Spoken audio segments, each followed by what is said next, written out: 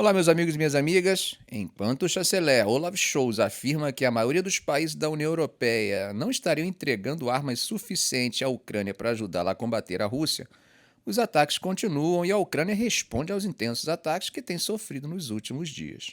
Segundo os governadores das cidades russas de Kursk e Orliov, bombardeios atingiram a região. Segundo eles, uma mulher foi morta em bombardeio ucraniano na região de Kursk e drones atingiram uma instalação de combustível na região vizinha de Orliov. Nessa escalada de ataques transfronteiriços. Em comunicado postado no aplicativo de mensagens Telegram, o governador da região de Kursk, Roman Starovoit, afirmou que a mulher havia sido morta por bombardeios na aldeia de Gornal, perto da fronteira com a Ucrânia. Ainda segundo eles, pelo menos 5 drones foram derrubados sobre a região de Kursk na terça-feira. Informação confirmada pelo Ministério de Defesa russo. O governador da região de Oriol, Andrei Klishkov, afirmou que 2 drones atingiram uma instalação de combustível, ferindo 3 pessoas e causando um incêndio que foi posteriormente apagado. A cidade fica a 230 milhas ao sul de Moscou e a 137 milhas da fronteira com a Ucrânia. Esses ataques vêm na esteira de uma série de ataques russos ao território ucraniano. Nós temos visto nos vídeos do canal que a Rússia também lançou recentemente centenas de mísseis e drones contra cidades ucranianas, incluindo algumas distantes da linha de frente, chegando a Kiev. No mais recente ataque dessa semana, os russos dispararam 51 mísseis de vários tipos, matando pelo menos 4 pessoas e atingindo infraestrutura civil, segundo os ucranianos, e alvos militares e industriais, segundo os russos. Vocês lembram que falamos em um vídeo recente sobre o uso de mísseis norte-coreanos em ataques russos à Ucrânia? Pois então, os pedidos de comentários e explicações feitos ao Kremlin têm sido ignorados por ele. Isso mesmo, o Kremlin se recusou hoje, terça-feira, a comentar as afirmações dos Estados Unidos e da Ucrânia de que Moscou havia disparado mísseis norte-coreanos contra alvos ucranianos.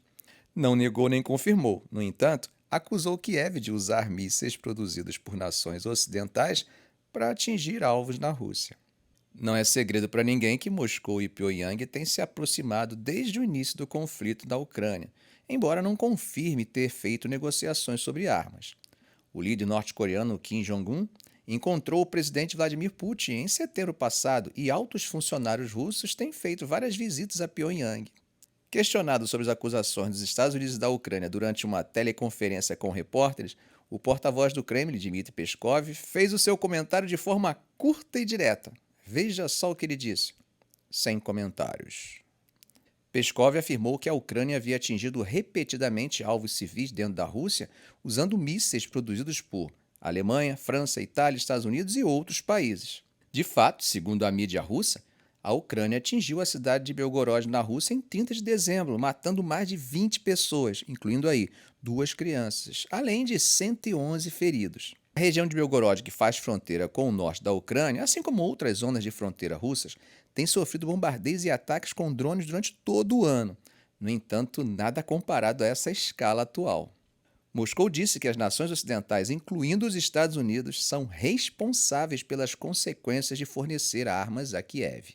Bom, gente, ontem observamos que a Força Aérea Ucraniana, que sempre apresenta em seus comunicados altas taxas de eficácia na interceptação de ataques aéreos, apresentou números muito mais modestos do que de costume. As explicações, as justificativas, se concentraram no número de mísseis disparados pelo inimigo. Essa, no entanto, é uma variável sobre a qual os ucranianos não têm controle direto. Logo, talvez a resposta mais precisa seria a crescente redução do número de mísseis de defesa antiaérea por parte dos ucranianos. É claro, gente, que também há outras variáveis importantes a se considerar, mas nos concentremos nesse ponto. Chama atenção para isso a partir da declaração do porta-voz da Força Aérea que afirmou que a Ucrânia tem um déficit de mísseis guiados antiaéreos. Claro que o discurso do oficial também pode fazer parte de sua campanha por ajuda. No entanto, é indiscutível e é uma realidade natural da Ucrânia que ela ainda não é capaz de garantir autonomia na produção interna desse tipo de tecnologia militar. Segundo ele, a Ucrânia confiou fortemente na ajuda militar e financeira de seus aliados ocidentais desde fevereiro de 2022. Mas disputas políticas atrasaram a liberação dos grandes pacotes de ajuda para esse ano.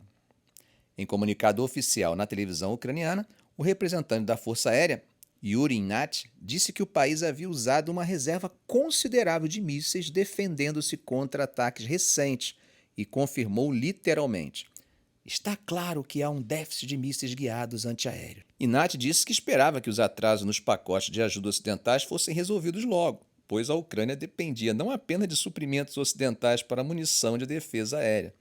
Veja o que ele disse. Temos mais e mais equipamentos ocidentais hoje e, consequentemente, eles precisam de manutenção, reparo, atualização, reabastecimento e munição correspondente. Autoridades ucranianas haviam alertado que a Rússia estava estocando mísseis para mais ataques durante os meses críticos de inverno, esperando causar mais danos à rede elétrica após ataques aéreos terem causado frequentes cortes de energia no inverno passado. O operador da rede elétrica da Ucrânia disse hoje, terça-feira, que o clima severo de inverno deixou mais de 1.000 cidades e aldeias sem eletricidade em 9 regiões e pediu aos moradores que economizem energia, pois o sistema energético foi enfraquecido por ataques russos. O frio está realmente intenso esse ano e o consumo de eletricidade estava nos níveis mais altos à medida que as temperaturas caíram para cerca de 15 graus negativos em muitas partes do país. Para além dos ataques, o inverno é um velho conhecido que já traz contratempos suficientes. Vitaly Kim, governador da região sul de Mykolaiv, onde 215 cidades e aldeias ficaram sem eletricidade, disse que o gelo nos cabos de eletricidade tinha mais de 5 centímetros de espessura. A Ukrenergo, empresa de energia ucraniana, disse que o sistema energético já estava funcionando na capacidade máxima e pediu aos moradores que economizassem eletricidade o máximo possível, evitando usar vários aparelhos elétricos simultaneamente, isso para ajudar o sistema a lidar com a situação.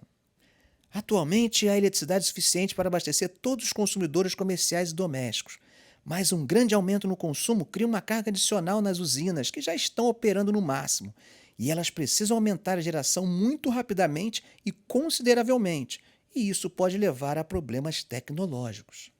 A Ucrânia teve que importar eletricidade de países vizinhos como Romênia e Eslováquia para conseguir atender a demanda. A Ukrenergo disse que as usinas termoelétricas ucranianas ainda estavam se recuperando dos grandes ataques russos do inverno passado e que as usinas solares não podiam funcionar em plena capacidade devido às nuvens densas e ao mau tempo. Bom, gente, como vocês lembram, no inverno passado a Rússia buscou atingir o sistema energético ucraniano com milhares de mísseis e drones e causou frequentes apagões. A Ukrenergo também relatou mais danos às redes elétricas na região de Donetsk, Kharkiv e Kherson, que estão próximas à linha de frente e ao alcance de bombardeios de artilharia. Enquanto isso, a chamada One China Policy vem sendo reafirmada. A China tenta deixar cada vez mais claro que Taiwan é parte da China. Isso tem sido feito por meio de discursos, como também por intermédio de manobras militares. A última que soubemos veio por uma acusação feita por Taiwan de que os chineses teriam enviado 3 balões espiões, um inclusive que passou por cima da ilha de Taiwan, além de 9 aviões e 4 navios. Claro que esses balões atingem a privacidade de Taiwan, mas para os chineses, como Taiwan seria deles, não passa de uma vigilância necessária para evitar rebeldias e garantir que possam retomar o controle total quando chegar a hora. Gente, os chineses têm algumas regras de ouro, sobre as quais não há negociação, e uma delas é essa política de uma China, a chamada One China Policy. Para quem não lembra, com a Revolução Chinesa de 1949, o presidente da China, Chiang Kai-shek, depois que foi derrotado pelas tropas de Mao Tse-tung, foi obrigado a fugir e acabou se refugiando na ilha de Formosa, que atualmente é chamada de Taiwan. Para vocês terem uma ideia, a China oficial passou a ser a ilha. Inclusive era Taiwan que tinha assento no Conselho de Segurança das Nações Unidas. Esse fenômeno durou até 1971, quando a China continental foi reconhecida como China. Com isso, os estados que reconheciam Taiwan como China tiveram que retirar o reconhecimento e transferi-lo para a China continental. Eu coloquei a data de 1971, pois foi nessa data que a China continental passou a ocupar o 5º assento do Conselho de Segurança das Nações Unidas, aqueles 5 que têm direito a veto. Quer irritar a China? Então trate Taiwan como um estado soberano. Ficamos por aqui. Se esse vídeo foi útil a você, faça um comentário, compartilhe em suas redes sociais, dê um like. E é claro, se ainda não for inscrito, inscreva-se no canal e ative o sininho. Ok, gente? Um grande abraço do professor Arão Alves.